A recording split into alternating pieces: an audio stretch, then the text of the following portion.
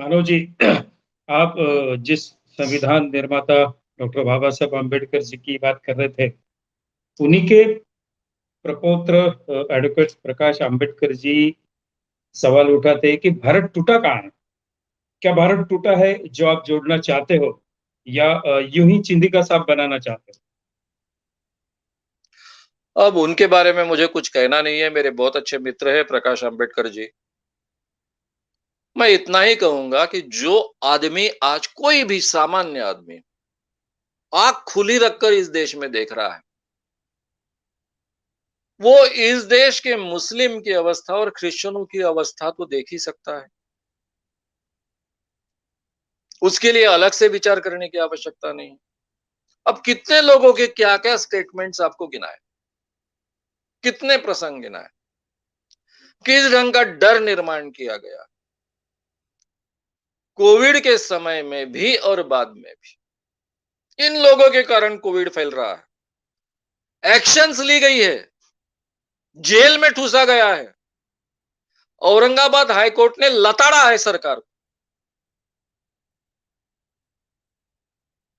केंद्र को लताड़ा है, महाराष्ट्र सरकार को भी लताड़ा और कई कोर्टों ने लताड़ा। यानी अगर आप गलती से मुस्लिम धर्म में पैदा हुए हो, तो मैंने कोई तो भी बहुत बड़ी गलती की है ऐसा आपको महसूस हो, इस ढंग का वातावरण हमने निर्माण किया जो पहले कभी नहीं था। कांग्रेस ने मुस्लिमों का भला किया ऐसा मैं बिल्कुल नहीं मानता। उन्होंने मुस्लिमों का बहुत बड़ा नुकसान किया ऐसा मैं मानता हूं। उनको मुख्य प्रवाह में लाने के लिए जो प्रयास करने चाहिए थे वो नहीं किए, खास कर नेहरू जी के बाद में उनका वोट प्राप्त करने के लिए हिंदू मुस्लिम का जो आपस में बैर है, उस बैर का डर दिखा दिखाकर उनको अपने ही कोष में कायम रखा, अपने ही सर्कल में कायम रखा, उसके बाहर नहीं आने दिया। ये मेरा मत है।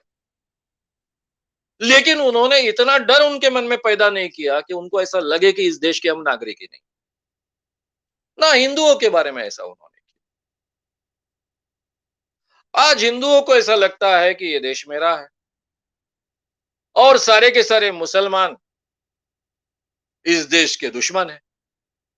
अरे कल्पना कीजिए 18 करोड़ मुसलमान इस देश में है, उसमें से 1% अगर टेररिस्ट बने तो इस देश का क्या होगा?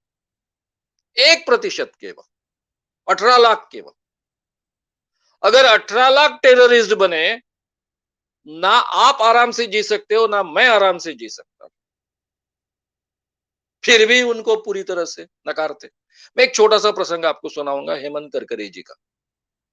हेमंत करकरे एटीएस के प्रमुख थे। उनके सामने मैं बैठा था, हमारी बातें चल रही थी, तब किसी एक एमएलए का फोन आया।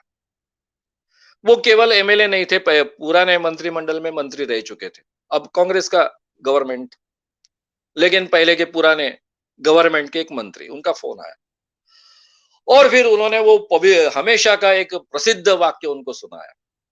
ये बात सही है कि क्योंकि ये एटीएस के प्रमुख थे। एटीएस यानी टेररिस्ट को ही संभालने वाला पूरा पुलिस तंत्र है।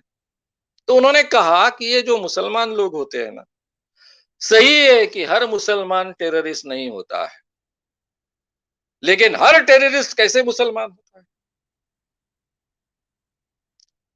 तब हेमंत करकरी जी ने एक बहुत साधा सूधा, आपने तो प्रत्यक्ष मिले हो आप, इसलिए आप जानते हो उनको, इतना सॉफ्ट स्पोकन व्यक्ति का आवाज इतना चढ़कर वो बोले और उन्होंने पूरे दुनिया की हिस्ट्री उनको सुना दी। भारत में कौन कौन टेररिस्ट है, श्रीलंका में कौन टेररिस्ट है, उसमें हिंदू कौन है, सिख टेररिस्ट कैसे है। फिर उन्होंने पूरा का पूरा सेवन सिस्टर्स में जो टेररिस्ट है उनकी सबके धर्म सुना दिए, उनको पूरे दुनिया के धर्म सुना दिए। और टेररिस्ट केवल मुस्लिमों में नहीं होते, हर धर्म में टेररिस्ट होते हैं। सिखों में टेररिस्ट है, हिंदुओं में टेररिस्ट है, उसकी पूरी लिस्ट ही उन्होंने सुना दी भारत।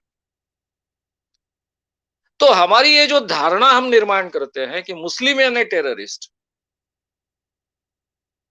अमुक यानी अमुक, पहचान ही उसकी बदल देते। अब मुझे एक समझता है कि जो एक विचारधारा दूसरे के द्वेष के आधार पर खड़ी होती है, वो विचारधारा पहले मुस्लिमों का द्वेष करेगी, उसके बाद में फिर हिंदुओं के विशिष्ट तबके का द्वेष करेगी, उसके बाद में उसके सबकास्ट का द्वेष करेगी, उसी दिशा में जाएगी ना। हमें अगर दूसरे इंसान का द्वेष करने की एक बार आदत लगे, तो हम कैसा प्रेम कर सकते हैं दूसरे पर? कैसा भाईचारा टिक सकता है? अगर ये बात किसी के समझ में नहीं आती होगी और भारत कहाँ टूटा है ऐसा शब्द उनके मन से निकलता होगा, तो इसका मतलब इतना ही है कि वो केवल डॉक्टर बाबा साहब अम्बेडकर के पोते हैं। बाबा साहब अम्बेडकर की समझ शायद उनमें है, नहीं है, इसके बारे में हमने सोचना चाहिए।